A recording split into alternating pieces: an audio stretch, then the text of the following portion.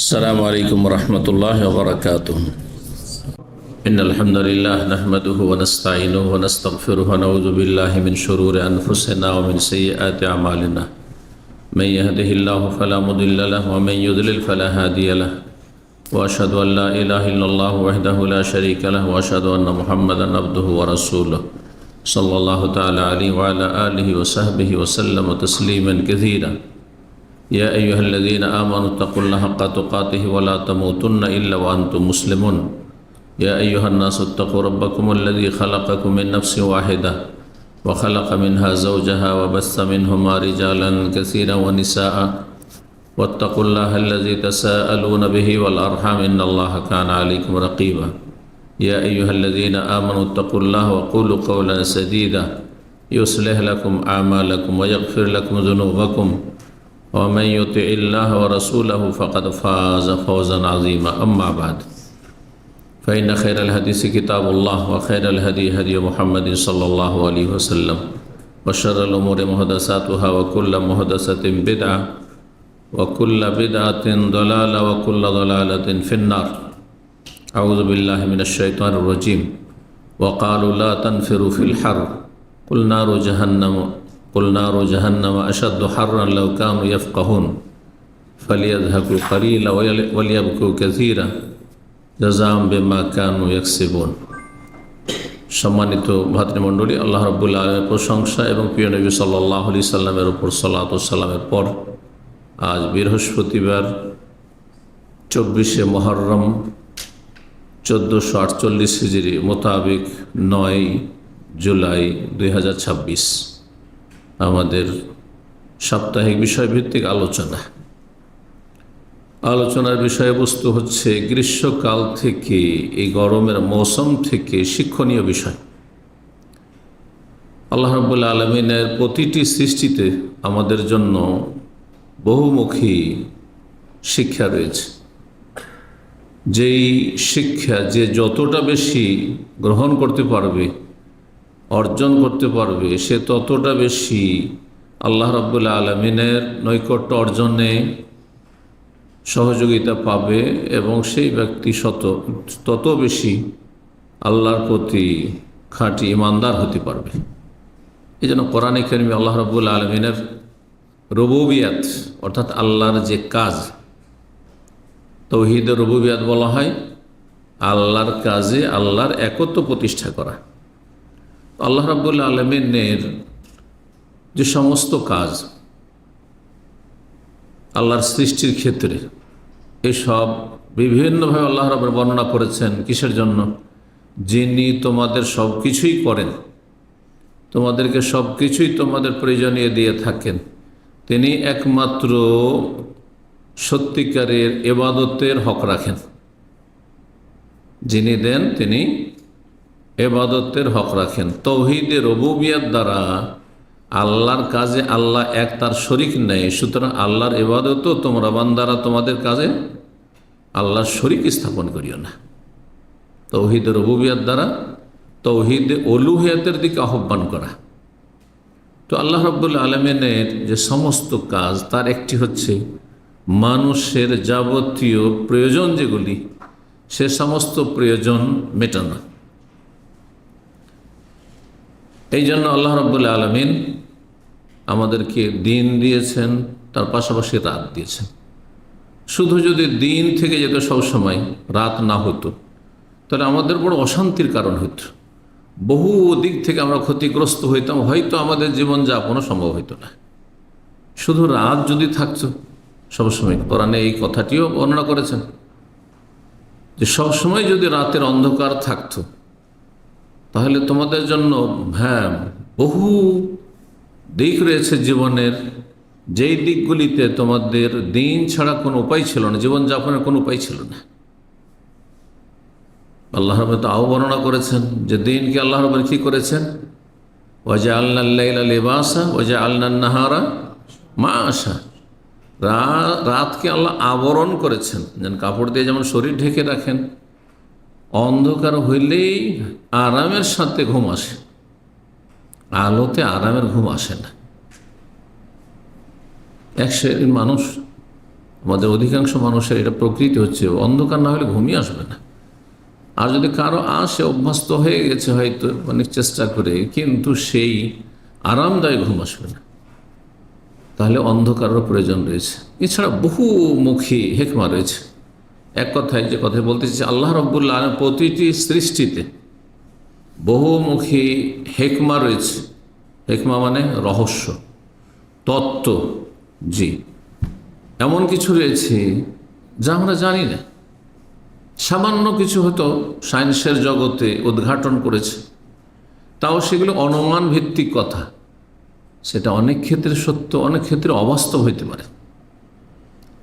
আজকে যেটা সায়েন্সের সত্য বলছে, 2-4-10 বছর পরে সেটা তারাই অস্বীকার করছে, না আগের তত্ত্ব ভুল ছিল, তাই না? তাহলে মানুষের জ্ঞান হচ্ছে সীমিত, সেটা যে কোনো স্তরের মানুষ হোক না কেন।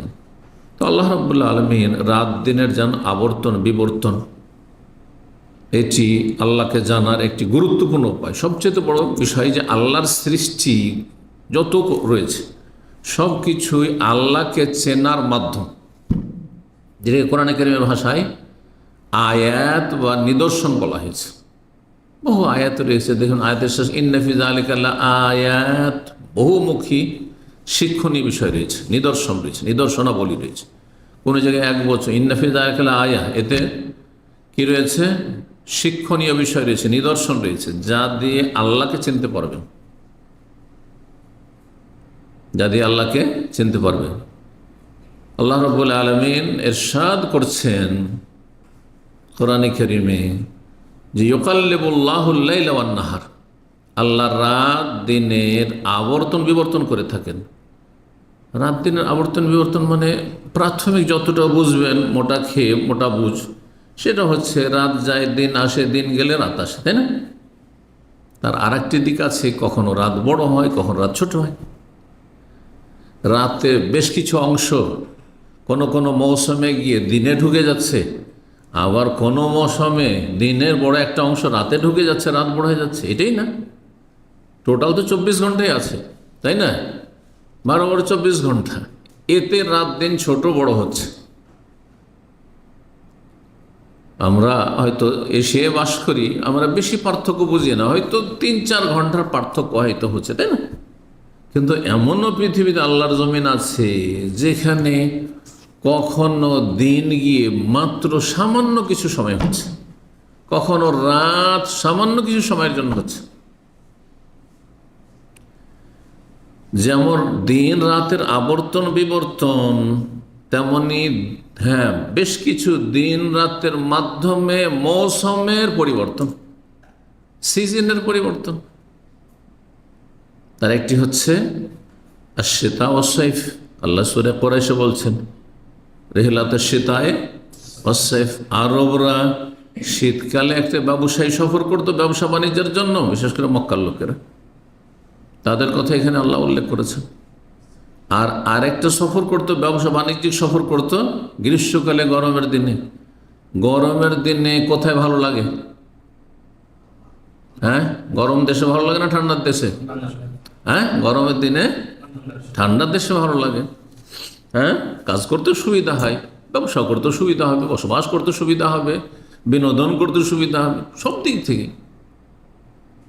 চলাফেরা করতে সুবিধা হবে। আর শীতকালে গরমের দেশে, গরমের দিনে শীতের দেশে, ঠান্ডার দেশে, আর ঠান্ডার দিনে গরমের দেশে। উত্তর অঞ্চল সাধারণত দক্ষিণের তুলনায় ঠান্ডা, সেজন্য সামদেশে তখন কাছের ঠান্ডা এলাকা হচ্ছে সামদেশ। জি, সেই দেশে মক্কার লোকেরা সফর করত। দক্ষিণ দিকে ইয়ামান, আরো এই ইয়ামানে গরম বেশি, তো শীতকালে তখন এইদিকে সফর করত। উত্তর অঞ্চলের মাল সামান নিয়ে এসে কিছু এখানে বিক্রি হলো, তারপরে চলে না দক্ষিণ দিক। দক্ষিণ দিক থেকে সেই ইয়ামান থেকে ভারতের সাথে যোগাযোগ, বাংলাদেশ বর্তমান ওইসব দেশ আরও দূর দূরান্ত পর্যন্ত, হ্যাঁ, যোগাযোগ সেসব দেশে পণ্য পৌঁছিত। জি, তো এই যে শীত আর ঠান্ডা, না শীত আর গরম, বা গ্রীষ্মকাল আর শীতকাল, এতে বহুমুখী শিক্ষা রয়েছে, বহুমুখী শিক্ষা রয়েছে। কয়েকটি বিষয় বললো। তার প্রথম বিষয় এটি হচ্ছে দিন রাতের আবর্তন বিবর্তন, মৌসুমের পরিবর্তন, শীতকাল আর গ্রীষ্মকাল হওয়া, হ্যাঁ, কখনো বর্ষা বৃষ্টি তো কখনো খরা, হ্যাঁ, ইত্যাদি। এতে বহুমুখী আল্লাহর হেকমত রয়েছে, রহস্য রয়েছে। এগুলি যদি আলোচনা শুধু হেকমত, যেটুকু আমরাই জানি সীমিত জ্ঞানে, সেইটুকু বললে অনেক সময়ের প্রয়োজন রয়েছে। উদাহরণস্বরূপ আপনারা চোখের সামনে দেখতে পাচ্ছেন, একটু চিন্তা করলে কিছু কিছু ফসল বা ফল রয়েছে যেগুলো গরম অঞ্চল ছাড়া বা গরমের সিজন ছাড়া হবে না। ফলমূল গরমের সিজন ছাড়া চলবে না। কিছু কিছু ফলমূল আল্লাহ রাব্বুল আলামিন বা রিজিক, আমাদের রিজিক আল্লাহ, সে ফলমূলই হোক অথবা খাদ্যদ্রব্য শস্য হোক, সেগুলি শীতকাল ছাড়া হবে না, হ্যাঁ, বা ঠান্ডা অঞ্চল ছাড়া হবে না। জি, কিছু কিছু পশু প্রাণী রয়েছে যেগুলি ঠান্ডা দেশ ছাড়া গরমের দেশে বাঁচবে না, জীবনযাপন করে না। আবার কিছু এর বিপরীত রয়েছে। তাহলে সামান্যগুলো চিন্তা করেন তো, আল্লাহ রাব্বুল আলামিন এক কথায় সৃষ্টিতে কি রয়েছে, অনেক রহস্য রয়েছে। এগুলি কার জন্য? সব আমাদের জন্য। একই রকম খাবার যদি সবসময় দেওয়া হয় তো বিরক্ত হবেন না, তাই না? বহুমুখী আল্লাহ রিজিক আমাদের জন্য রেখেছেন। যেসব রিজিকগুলি পাওয়ার জন্য ঠান্ডারও প্রয়োজন রয়েছে আর গরমের প্রয়োজন রয়েছে। কিছু খাবার দাবার আমরা ফলমূল পাই গ্রীষ্মকালে বা গরম অঞ্চল থেকে আসে, আর কিছু পাই ঠান্ডা মৌসুমে অথবা ঠান্ডা অঞ্চল থেকে আসে। তারপরে চিন্তা করুন, আমরা যখন শীতকাল ছিল, যেসব দেশে খুব বেশি ঠান্ডা আবার বেশি গরম, যেমন আরব দেশে কিছু কিছু অঞ্চল আছে যদি তাপমাত্রা এতটা বুঝতে পারছেন না, কারণ স্থায়ী নয়। এখানকার আবার আবহাওয়া দ্রুত পরিবর্তনশীল। রাত্রে, হ্যাঁ, হিউমিডিটি থাকা যাচ্ছে না, আর সকালে আবহাওয়া এত সুন্দর। আজকে সকালবেলা মনে হচ্ছে যে শীতকাল চলে এসছে। আমার যারা ফজর পড়তে গেছেন অবশ্যই উপলব্ধি করেছেন, রোদ হওয়ার পরে না, ফজরের সময় কথা বলছে। চিন্তা করেন আপনি, হঠাৎ করে পরিবর্তন। শীতকালে এখানে দেখেছি সাধারণ পোশাকে চলে এসেছি, তারপরে আলোচনা শেষ করে আর নিচে বাইরে যাওয়া যায় না, এত ঠান্ডা, দ্রুত পরিবর্তনশীল।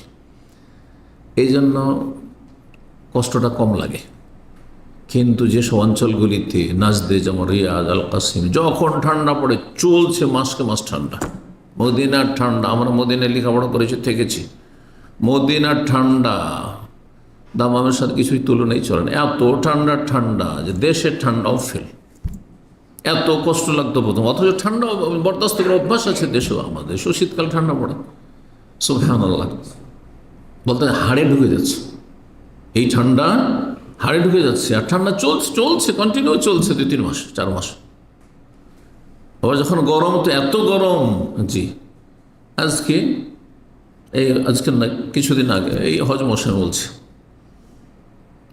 এক পরিবার এসছে হজের জন্য, আমাদের নিকট আত্মীয়। বলছে মসজিদের নববীর বাইরে যে ছাত্রটাতে বললেন দেওয়া আছে না, হ্যাঁ, খোলা চত্বর, এখানে তো সলাৎ হয়। মাগরিবের সলাতে দাঁড়ানো যায় না, পা রাখা যায় না, জুতা স্যান্ডেল খুলে পা রাখা যায় না। তাহলে কত গরম, চিন্তা করুন তো দেখি, তাই না? আচ্ছা, এটা যদি একই অবস্থা থেকে যেত, হেকমা, একই অবস্থায় যদি থেকে যেত, সবসময় গরম, তাহলে মানুষের জীবনযাপন মুশকিল হয়ে যেত। গোটা বছর যদি 12 মাসে গরম হইত, গোটা বছর যদি শীত হতো, ঠান্ডা হতো, তাহলে অশান্তির শেষ থাকতো না। কারণ মানুষ এভাবে বরদাস্ত করতে পারে না। কিছু সময় ঠান্ডা বরদাস্ত করলেন, হালকা হোক আর বেশি হোক, আর তারপরে কিছু সময় গরম বরদাস্ত করলেন। হ্যাঁ, ইন্নামা আল উসরি ইউসরা, যখন গরমে কষ্ট লাগছে, আরে আর কি, এই তো সেপ্টেম্বর পার হলে অক্টোবরে তো নর্মাল হয়ে যাবে। কথা বুঝতে পারছেন? আবার যখন ঠান্ডা পড়বে, আছে চলো খুব ঠান্ডা, কত আর থাকবে, মার্চ আসলে তো স্বাভাবিক হয়েই যাবে, ঠিক না? চিন্তা করো, এগুলো হচ্ছে হেকমা, রহস্য। এইরকম হাদিস ওয়ালা হারাজ বলে শেষ করা যাবে না যে আল্লাহ রাব্বুল আলামিন যে রাত দিনের আবর্তন বিবর্তন, মৌসুমের আবর্তন বিবর্তন আর বিভিন্ন রকমের পরিবর্তন মানব জীবনে রেখেছেন। এমনকি মানুষের যে আয়ুর বিভিন্ন স্তর রয়েছে, আমরা সবগুলি পার করে প্রায় শেষের দিকে চলে আসছি, তখন চিন্তা করুন। হ্যাঁ, শেষ বার্ধক্য, তাই না? প্রত্যেকটি স্তরে আল্লাহর হিকমা রয়েছে, রহস্য রয়েছে। এটা আল্লাহর সৃষ্টি, তাই না? যৌবন আল্লাহর সৃষ্টি, বাল্য জীবন আল্লাহর সৃষ্টি, আর তারপরে যতগুলি স্তর রয়েছে, হ্যাঁ, এক সময় শক্তিশালী, এক সময় দুর্বল, এক সময় একবারে পর ছাড়া চলাই সম্ভব ছিল না, বরং নিজের খাবার গ্রহণ করারও ক্ষমতা ছিল না, না দিলে হ্যাঁ বলারও ক্ষমতা ছিল না। বহু শিক্ষণীয় বিষয় রয়েছে। যে কথা বলছিলাম, আল্লাহ বলছেন ইউকাল্লিবুল লাইলা ওয়ান নাহার, সূরা নূরের আয়াত নম্বর 44 বলছেন আল্লাহ রাত এবং দিনের আবর্তন বিবর্তন পরিবর্তন করে থাকেন। ইন্না ফি যালিকা লাইবরা, নিশ্চয় এতে শিক্ষণীয় বিষয় রয়েছে। ইবরাতুন মানে শিক্ষণীয় বিষয়। অধিকাংশ আয়াত নিদর্শন, সৃষ্টিগত বিষয়গুলি যেগুলি দ্বারা আল্লাহকে চেনা যায়, এটি হচ্ছে আয়াতুন কওনিয়া, সৃষ্টিগত আয়াত। আর ওহী সম্পর্কীয় যে বিধিবিধান কোরআনে কারিমে রয়েছে, এগুলো হচ্ছে আয়াতুন শারঈয়া, শরীয়তগত বিধানগত আয়াত। আল্লাহকে জানা যায়, আল্লাহকে পাওয়া যায় কোরআনের আয়াত দ্বারাও, শরীয়তের আয়াত দ্বারাও, আর আল্লাহকে পাওয়া যায় সৃষ্টিগত আমাদের চারপাশে এবং আমাদের শরীরে যে আল্লাহর সৃষ্টি রয়েছে, এতে অনেক শিক্ষণীয় বিষয় নিদর্শন, সেগুলি দিও। এই জন্য আল্লাহ বলছে ওয়াফি আনফুসাকুম, আল্লাহকে চিনতে পারো তোমাদের শরীরটা দেখলি। এই আয়াতের সুফিরা, ভণ্ড পীরেরা কি বলে যে তোমাদের মধ্যে আল্লাহ ঢুকে আছে। ওয়াফি আনফুস, তোমাদের মধ্যে আল্লাহ ঢুকে আছে। কুফরি কথা এটি, কথা বলছেন না, হলুলি কথা এটি। ওই যে হোসেন মানুষের হাল্লাজের কুফরি আকীদা, আনাল হক, আমার অধীত আল্লাহ, আউযুবিল্লাহ। অথচ আল্লাহ যেটা বলতে চাইছেন যে তুমি মাথা থেকে পা পর্যন্ত তোমার শারীরিক গঠন দেখো, বাহ্যিকটা দেখো, তারপরে যারা মেডিকেল সায়েন্স পড়েছেন আভ্যন্তরীণ বিষয়গুলি দেখো, তোমার এই রক্তের এত গ্রুপগুলি দেখো, তারপরে বিভিন্ন বিষয় যে রয়েছে শরীরে, কত রকমের যে কি রয়েছে, হ্যাঁ হ্যাঁ, গবেষণা করে দেখো। অফি আনফুসাকুম, তোমাদের শরীর সম্পর্কে অধ্যয়ন করলে, গভীরভাবে চিন্তা করলে আল্লাহকে পেয়ে যাবে। যে এটা এমনি ন্যাচারাল না, এ নাস্তিক শয়তানদের কথা যে সব প্রাকৃতিক আর প্রাকৃতিক। তো তোমার প্রকৃতিকে কে সৃষ্টি করলো? আচ্ছা ঠিক আছে, প্রাকৃতিক, এই প্রকৃতির মালিককে তোমরা, তোমাদের কার্ল মার্কস, লেনিন, হ্যাঁ, কথা বোঝা গেছে? এই হচ্ছে সৃষ্টিগত নিদর্শন। আল্লাহ বলছে সানুরিহিম আয়াতানা ফিল আফাক, আমি গোটা দিগন্তে মানুষকে আমার নিদর্শন দেখাবো, মানে আমাকে চেনার জানার উপায় আছে যে সমস্ত বিশাল বিশ্বের একজন মালিক অবশ্যই আছেন। ওয়াফি আনফুসিহিম, এবং নিজের শরীরও তুমি খুঁজে পাবে আল্লাহকে চিন্তা করলে। তুমি বানাও তো দেখি এরকম একটা শারীরিক গঠন এত সুন্দর করে, আর তারপরে একই মায়ের পেটের ভাই বোন, সামান্য কিছুতে মিল দেখান দেখি, মিল নেই কিছুতে। আছে এই যে ফিঙ্গারপ্রিন্ট, বাসমা ছাপ দিচ্ছেন আপনি, মিল আছে? মিল থাকলে তাহলে এই আপনার ফিঙ্গারপ্রিন্ট নিত না আমাদেরকে সরকার, তাই না? কারণ মিলে যাবে তাহলে তো ভাই, দুই ভাইয়ের না, পৃথিবীর কারোর সাথে মিলবে না। এগুলো দেখে আল্লাহকে চিনতে পারলেন না আপনি। তাহলে বড় একটি শিক্ষণীয় বিষয় রয়েছে আল্লাহ রব্বুর সৃষ্টিতে, যে আবর্তন বিবর্তন, শীতকাল আর গ্রীষ্মকাল, এর মাধ্যমে আল্লাহকে চেনা যায়। এক নম্বর বিষয়। দুই নম্বর বিষয়, আল্লাহ রব্বুল আলামিন এ সমস্ত কিছু, এই যে শীতকাল আর গ্রীষ্মকাল, কখনো গরম কখনো শীত, আর এর মাধ্যমে বহু মুখে আমরা যে উপকার পাচ্ছি। আমাদের রোদের প্রয়োজন আছে না? প্রয়োজন আছে। ঠান্ডারও প্রয়োজন আছে না? জি হ্যাঁ, না হলে অশান্তি হয়ে যাবে না। তো এগুলো আল্লাহর নিয়ামত, তাই না? আচ্ছা, সব সময় যদি আজকালকার যেমন জোহর আসরে গরম পানি উজু করার সময় সারা বছর থাকতো, কত কষ্ট হয়ে যেত। সব সময় যদি কনকনে ঠান্ডা, ওই তায়েফের রাস্তা যারা উমরায় গিয়েছেন, প্রথম যখন তায়েফ হয়ে যায়, প্রথম যুগে সুবহানাল্লাহ, বাস থেকে নেই, বাতাসও চলছে আর কনকনে ঠান্ডা। আর ঠান্ডা পানি ছাড়া কোথাও আপনার ওই পেট্রোল পাম্পে হ্যাঁ গরম পানির ব্যবস্থা নেই। উজু করতে কি সালাত পড়তে হবে, কেমন করে তেমন করব। উজু করতে মানে যেখানে পানি পৌঁছে সেখানে মানে কেটে পড়ে যাচ্ছে। আপনাদের অভিজ্ঞতা আছে একটা, মনে হচ্ছে শরীর কেটে পড়ে যাচ্ছে। আল্লাহু আকবার। আল্লাহ রাব্বুল আলামিন যে এই সমস্ত কষ্টদায়ক বস্তুগুলি থেকে আমাদের আত্মরক্ষার উপায় দিয়েছেন। গরমের সময় ঠান্ডা পানির ব্যবস্থা, গরমের সময় ঠান্ডা পানির ব্যবস্থা। আপনাদের কুলার আছে, না হয় ফ্রিজ আছে, গরম পানিকে ঠান্ডা করার ব্যবস্থা আছে, আছে না নেই? রোদরে যদি মরুভূমিতে কাজ করেন আর সারাদিন কাজ করছেন এই গরমে, আর যদি সেই গরম যেটা এত ফুটন্ত পানির মধ্যে আছে পান করতে হয়, পিপাসা মিটবে, বাঁচবেন, সুস্থ থাকবেন আপনি? বলুন তো। এই যে নিয়ামত,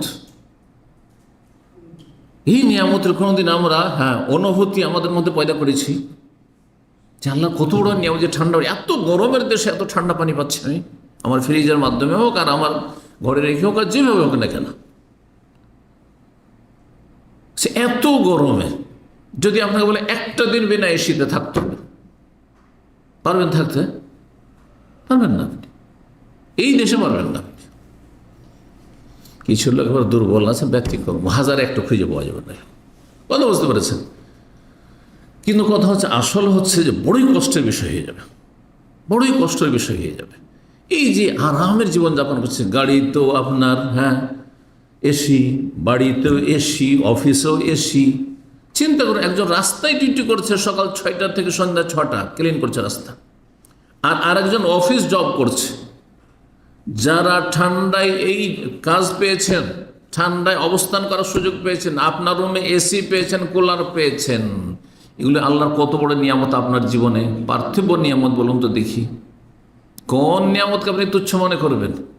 তাহলে এই যে আল্লাহর নিয়ামতের কিছু উদাহরণ দিলাম যাতে করে বুঝতে পারেন যে আমাদের ওপর আল্লাহর কত বহুমুখী নিয়ামত রয়েছে।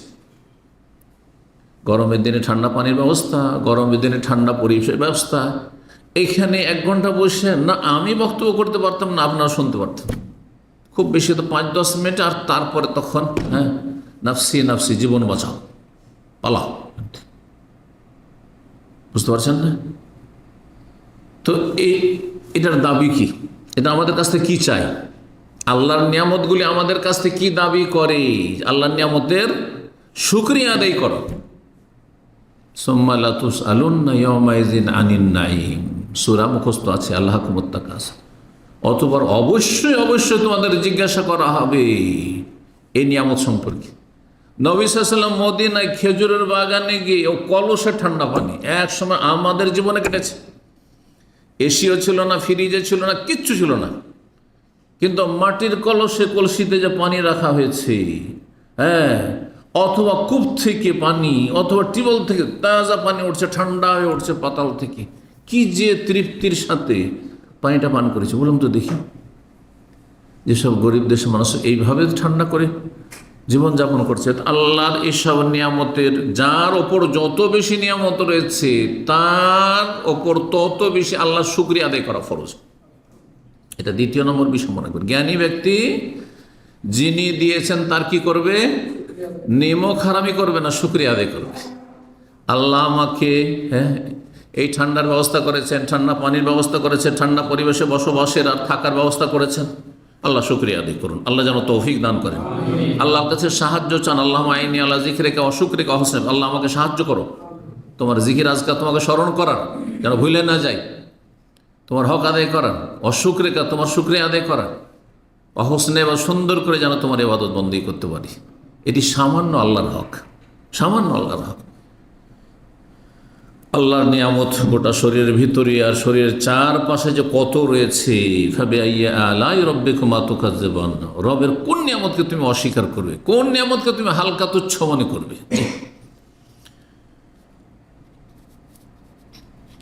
3 নম্বর যে বিষয়টি, সেটা হচ্ছে যে যাদের কাছে আল্লাহ পয়সা দিয়েছেন,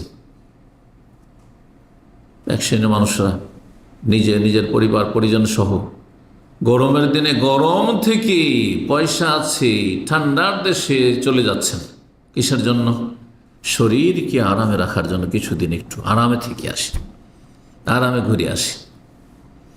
আবার ঠান্ডার দেশে যারা বসবাস করছেন, ইউরোপে, আমেরিকা, কানাডা, ওইসব ঠান্ডার দেশে, আপনার রাশিয়া ইত্যাদি, যেসব দেশগুলি ঠান্ডা দেশ এক কথায়, এইসব দেশে ঠান্ডায় থেকে থেকে বিরক্ত হয়ে যায়, যার ফলে সেখানকার পর্যটকরা, টুরিস্টরা গরমের দেশে আসছে বিনোদন করার জন্য। দেখতে পাচ্ছেন এগুলো, দেখতে পাচ্ছেন।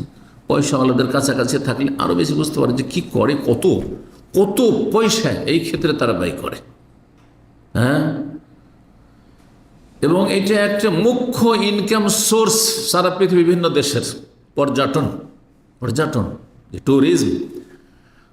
তো এই যে আল্লাহ রাব্বুল আলামিনের এই নিয়ামতগুলি, অর্থ সম্পদ দিয়েছে, শরীরটাকে আরাম দিচ্ছেন, আপনি গরমের দেশ থেকে পলায়ন করে ঠান্ডার দেশে কিছুদিন ঠান্ডা থেকে আপনি বিরক্ত হয়ে যাচ্ছেন, কষ্ট পাচ্ছেন, বাঁচার জন্য গরমের দেশে আপনি ঘোরাফেরা করছেন। কোনোদিন চিন্তা করেছেন এগুলো নিয়ে? শুকরিয়ার বিষয়টি তো বললাম। এর চেয়ে বেশি গরমের কথা কোনো সময় চিন্তা করেছেন?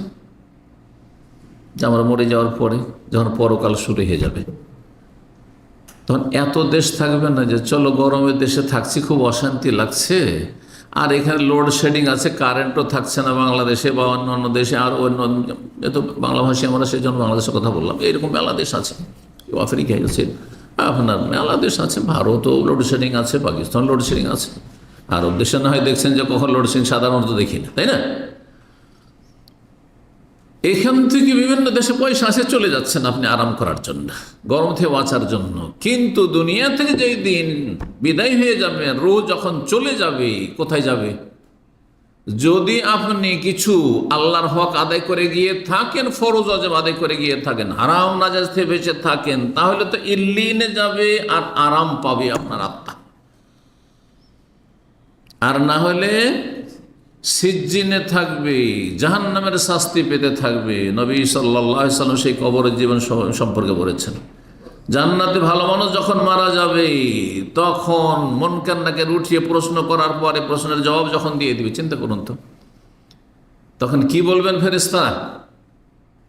আকাশ থেকে ঘোষণা হবে আল্লাহর ফেরেশতাদের পক্ষ থেকে, আল্লাহর পক্ষ থেকে ফেরেশতারা বলবেন, ইফরিশুহু মিনাল জান্নাতি ওয়ালবাসুহু মিনাল জান্নাতি ওয়াফতাহু লাহু বাবানাল জান্নাত। এর জন্য জান্নাতের বিছানা বিছিয়ে দাও, জান্নাতের পোশাক পরিয়ে দাও, জান্নাতের দরজা খুলে দাও, আর শীতল ঠান্ডা বাতাস আসতে থাকো, সুখে শান্তিতে থাকো। আল্লাহু আকবার। পক্ষান্তরে জাহান্নামী যখন লা আদরি, কোনো জবাব দিতে পারে, ফরজ ওয়াজিব আদায় করেনি, হারাম জীবনযাপন করেছে, পাপে লিপ্ত থেকেছে, আর সে অবস্থায় আসামের কাঠগড়ে হাজির হয়েছে, মালাকুল মউত নিয়ে গিয়ে হাজির করেছে। আকাশ থেকে একজন ঘোষণা দেবে, ফেরেশতা মুনকার নাকিরকে জানাবে, আযাবের ফেরেশতাদেরকে, যে ফাফরাশুহু মিনান নারি ওয়ালবাসুহু মিনান নারি ওয়াফতাহু লাহু বাবান ইলান নার, জাহান্নামের পোশাক পরিয়ে দাও, জাহান্নামের বিছানা বিছিয়ে দাও, এবং জাহান্নামের দরজা খুলে দাও। জাহান্নামের সেই তাপ কেমন তাপ হবে? সূরা তাওবার আয়াত নম্বর 81 আল্লাহ ইরশাদ করছেন, মুনাফিকরা, তাবুকের যুদ্ধ হয়েছিল একেবারে গ্রীষ্মকালে, প্রচণ্ড গরমের সময়, এই সময়গুলি ছিল। আর এই সময় আবার খেজুরও পাকে, জুলাইয়ের পরে আগস্ট, এই সময় খেজুর পাকতে যাচ্ছে এখন। পরীক্ষা, এইদিকে খেজুর, মদিনার বাগানে মুনাফিকদের বাগান রয়েছে। ফসল পাকার সময় কৃষক বাড়ি থেকে বাইরে কোথাও যাবে, এটা একজন কৃষকের জন্য সম্ভবই না, তাই না? কঠিন বিষয়, একটা বড় পরীক্ষার বিষয়। আর ওইদিকে তাবুকের যুদ্ধ ফরজ হয়েছে, আর এইদিকে কলমা পড়েছে মুনাফিকরা, শুধু মৌখিক কলমা পড়েছে। আর মুমিনরা, তারা সত্যি অন্তর থেকে কালেমা পড়েছে, তারা বিশ্বাস করেছে। মুমিনদের জন্য পরীক্ষা, যে তুমি তোমার খেজুরের বাগানের খেজুর পাকাকে প্রাধান্য দিচ্ছ না আল্লাহর হুকুমকে, যে বেরিয়ে পড়ো, ইনফিরু খিফাফান ওয়া সিকালান। সূরা তাওবাতে আল্লাহ বলেছেন, থাক আর না থাক মাল সামান, টাকা পয়সা, রসদ, বেরিয়ে পড়ো, তাবুকে যেতে হবে যুদ্ধের জন্য। বড়ই পরীক্ষার বিষয়। তখন এই মুনাফিকরা নিজেরা তো যাবেই না, বিভিন্ন বাহানা করছে, কিন্তু মুমিন মুসলিম সমাজে বলতো যে এত গরমে একদিকে খেজুর পাকছে, ফসল উঠে আসবে, ফল উঠে আসবে, আর আরেকদিকে এত গরম, আর তাবুকে যাওয়া যায় সম্ভব? এত 700 কিলোমিটারও বেশি সফর করে। ওয়াকালু, এই মুনাফিকরা বলেছিল একে অপরকে, কুপরামর্শ দিয়েছিল, লা তানফিলু ফির হার, এই গরমে মদিনা থেকে বের হয়েও না, যেও না, বাড়িতেই থাকো, নিজের বাগানেই থাকো। আল্লাহ বলছেন, কুল, হে নবী, এই মুনাফিকগুলিকে বলে দাও, মদিনার এই মুসলিম পাপিষ্ঠদেরকে বলে দাও, কিয়ামত পর্যন্ত যারা আল্লাহ বিধান মেনে চলেন না, পাপের জীবন যাপন করে, ফরজ অজবের পরোয়া করেন না, তাদেরকে বলে দাও, কুল নারু জাহান্নামা আসাদ্দু হারান, জাহান্নামের আগুন এর চাইতে অনেক অনেক কঠিন গরম, আসাদ্দু হারান লাউ কানু ইয়াফকাহুন। এরা যদি বিষয়টি বুঝতো, এরা নির্বোধ, লাউ কানু ইয়াফকাহুন, এদের যদি একটু বুঝ থাকতো যে এই গরম থেকে পালাচ্ছ তুমি, তাড়াতাড়ি করে রাস্তা গাড়ি থেকে নেমেছ, দৌড় দিয়ে এসে আপনি এসির রুমে ঢুকছেন, আপনি বাসায় ঢুকে যদি দেখেন যে এসি চালায়নি, আপনার পরিবার আছে, মাথা খারাপ হয়ে যাচ্ছে। জি, আমাদের অবস্থার কথা বলছি, চিন্তা করুন আপনি। তারা যদি বুঝতো, ফালিয়াযহাকু কালিলা ওয়ালিয়াবকু কাসীরা, সুতরাং এত হাসাহাসি করিও না, এত দুনিয়া নিয়ে মত্ত থেকো না, ওয়ালিয়াবকু কাসীরা, বেশি বেশি কান্না করো জাহান্নামের আগুন থেকে বাঁচার জন্য, আল্লাহর ভয়ে, আল্লাহর আযাবের ভয়ে। এবং যেই ব্যক্তি আল্লাহর আযাবকে ভয় পাবে, সেই ব্যক্তি আল্লাহর আযাব থেকে নিজেকে বাঁচানোর জন্য ভালো আমল করবে আর খারাপ কাজ থেকে, খারাপ কথা থেকে বেঁচে থাকবে। এটি হচ্ছে আমাদের শিক্ষণীয় বিষয়। চিন্তা করুন তো, আজকে সূর্যের দূরত্ব পৃথিবী থেকে কত, কোটি কোটি মাইল দূরে, কত দূরে। আমি সেগুলোর পরিমাণ বলছি না, কারণ ওগুলো আপনারা সব পাবেন গুগলে, আর আপনাদের জানাও আছে। চিন্তা করুন আপনি, আজকে এত দূরে সূর্য পৃথিবী থেকে, যে পৃথিবীতে আমরা বসবাস করছি, তারপরে এই গরম আমাদের বরদাস্ত হচ্ছে না। গরম থেকে বাঁচার জন্য বিভিন্ন মাধ্যম সেগুলি আমরা ব্যবহার করছি, আল্লাহ নিয়ামত দিয়েছেন। সেই দিন হাসরের মাঠে কি হবে চিন্তা করেছেন? কোনদিন চিন্তা করেছেন হাসরের মাঠে সূর্য কত দূরে হবে?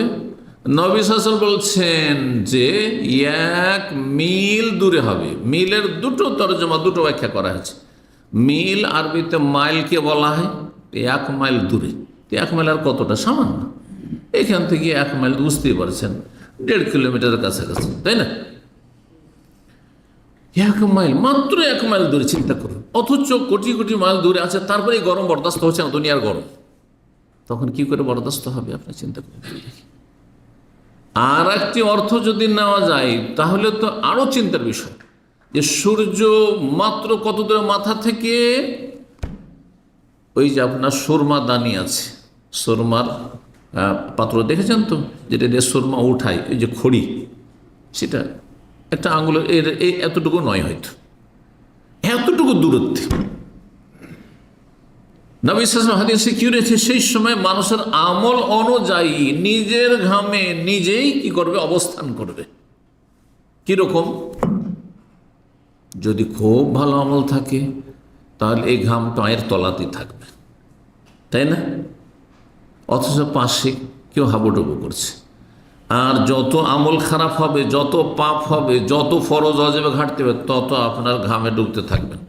কারো টাকনার ওপরে উঠে যাচ্ছে, কারো হাঁটুর ওপরে উঠে যাচ্ছে, কারো 1 কোমর হচ্ছে, কারো 1 বুক হচ্ছে, কারো 1 গলা হচ্ছে, কেউ হাবুডুবু করছে, মাথা পর্যন্ত ডুবছে।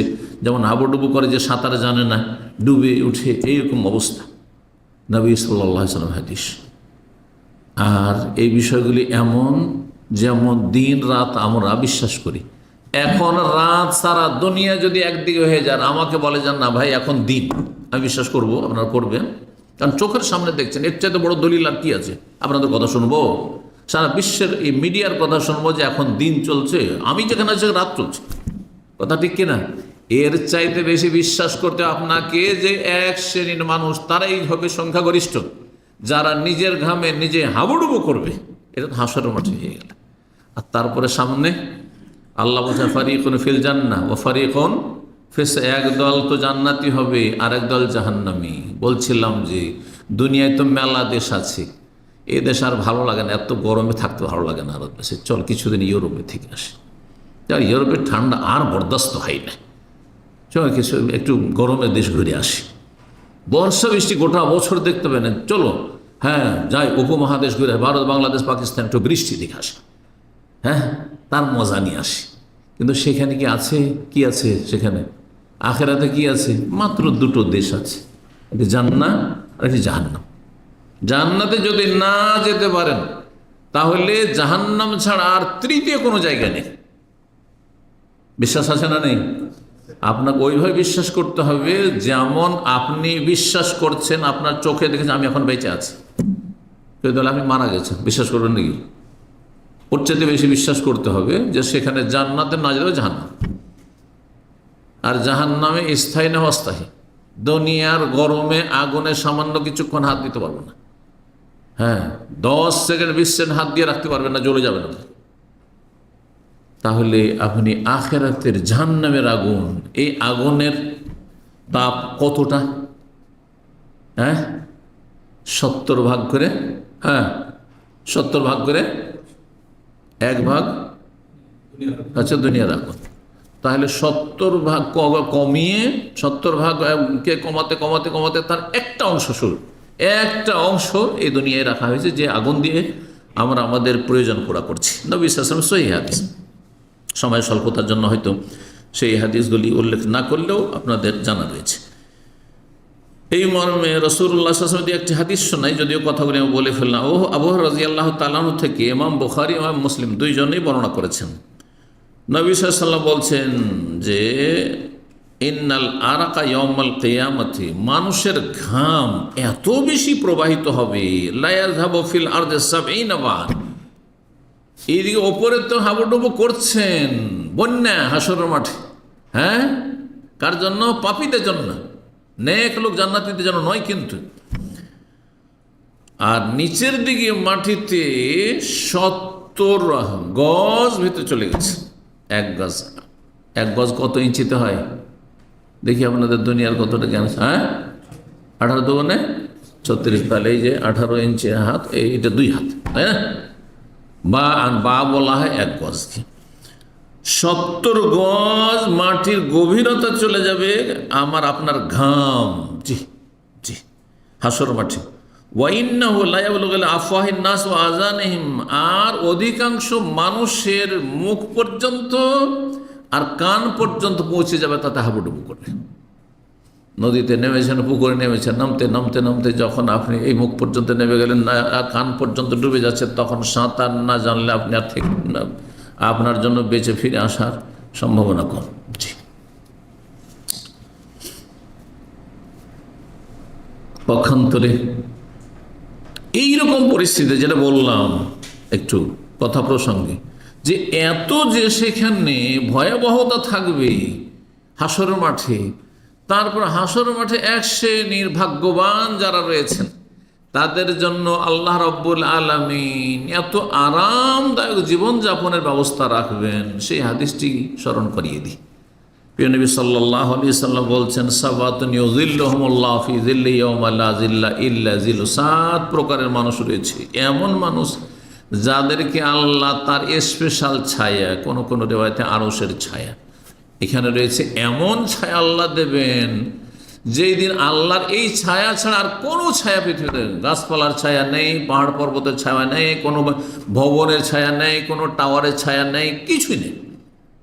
ইয়াউমা লা যিল্লা ইল্লা যিল্লু, সেই দিন আল্লাহ 7 প্রকারের মানুষকে এই ছায়ায় জায়গা দেবেন। ভাগ্যবান ও সব লোকেরা কারা? তারা আজকালকার রাজা বাদশাহ, রাষ্ট্রপতি, প্রধানমন্ত্রী, যারা অধনকু পয়সাওয়ালা, আর যারা পৃথিবীর যারা সেলিব্রিটি, তারা না না না না, সেখানে আল্লাহর কাছে মাপকাঠি হচ্ছে ঈমান এবং নেক আমল। কে কত বেশি ঈমানদার ছিল, কে কত বেশি সৎকর্মশীল ছিল। বলছেন ইমামুন আদিলুন, শাসক যদি নাই পরায়ণ হয়, তাহলে বোঝার শাসক যদি ভালো মানুষ হয় তো সে অবশ্যই জায়গা পাবে এখানে। কিন্তু শাসক অধিকাংশই জালেম, অধিকাংশ সীমা লঙ্ঘনকারী, অধিকাংশই বিলাসিতায় ডুবে, তাহলে তাদের কি অবস্থা হবে চিন্তা করতে হবে তাদেরকে।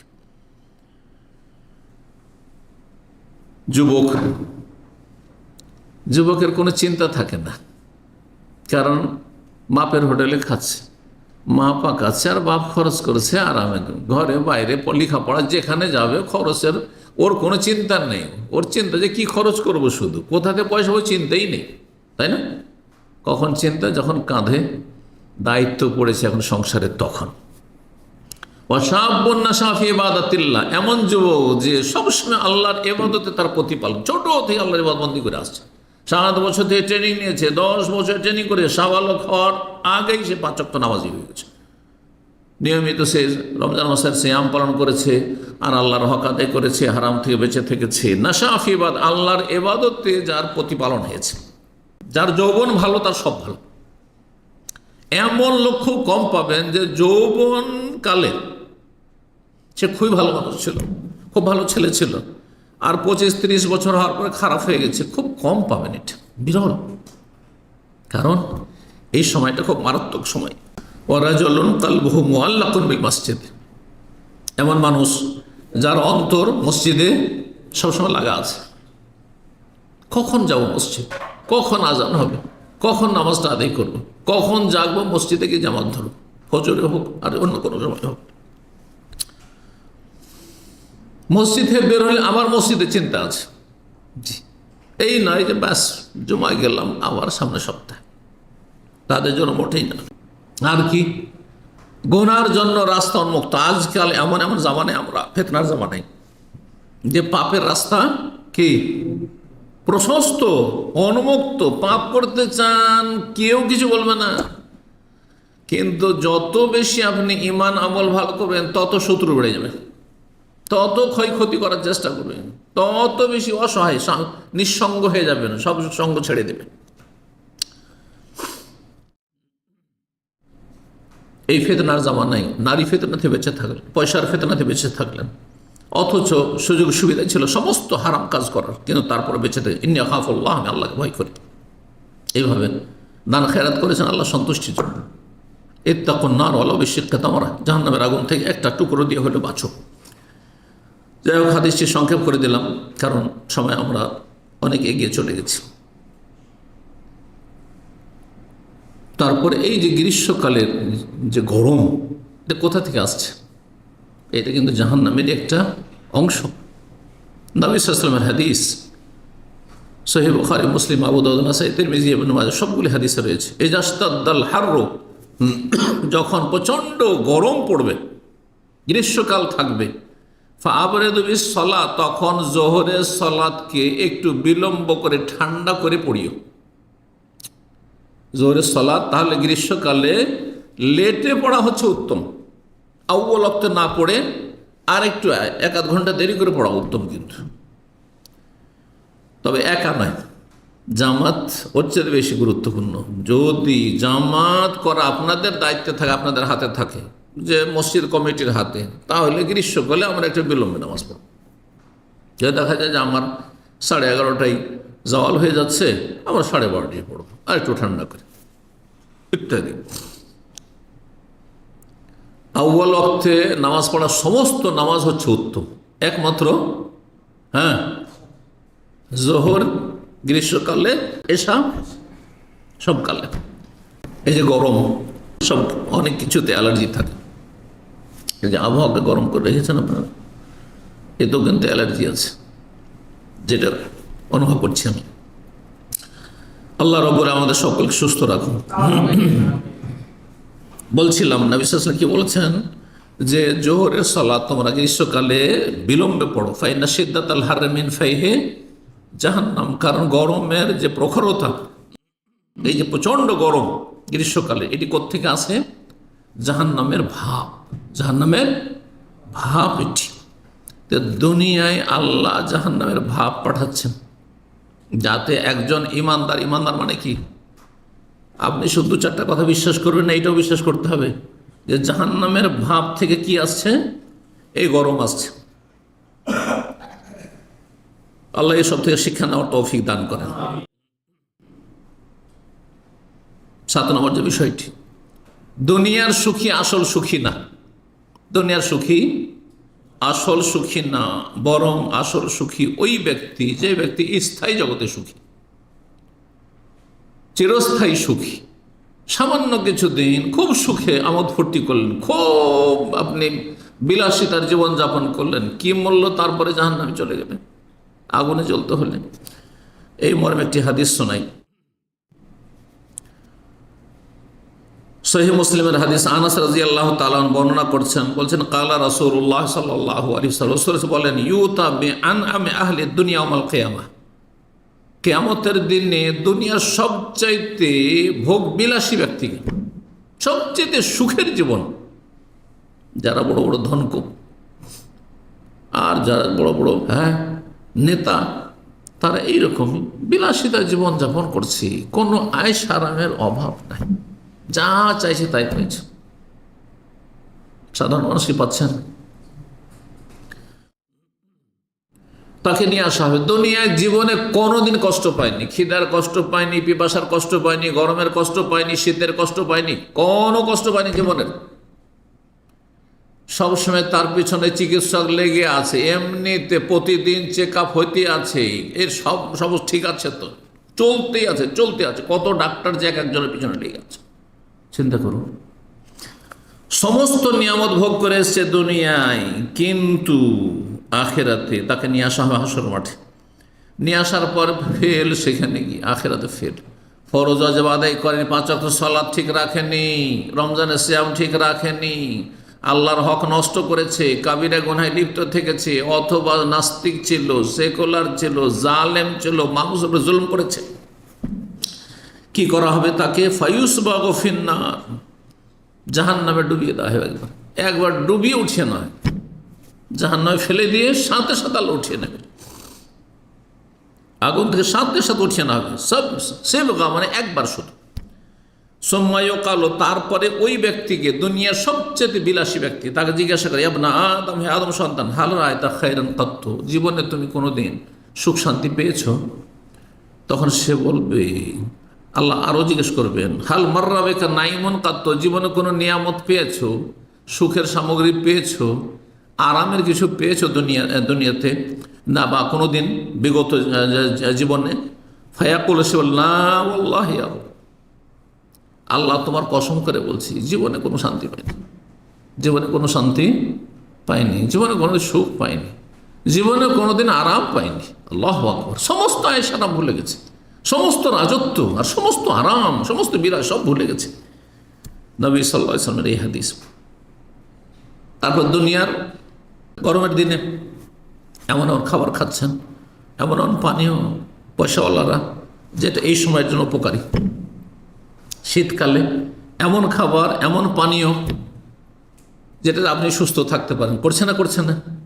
চিন্তা করুন তো, এই জীবনটা যদি আপনি সেই দিন হাজির হন নিঃস্ব হয়ে, আমল হারা হয়ে, আল্লাহর হক নষ্ট করে, আপনার অবস্থা কি হবে? আপনার খাবার, জাহান্নামীদের খাবার কি? জাহান্নামীদের খাবার হবে জারি নামক কাঁটাযুক্ত খাবার, জাকুম।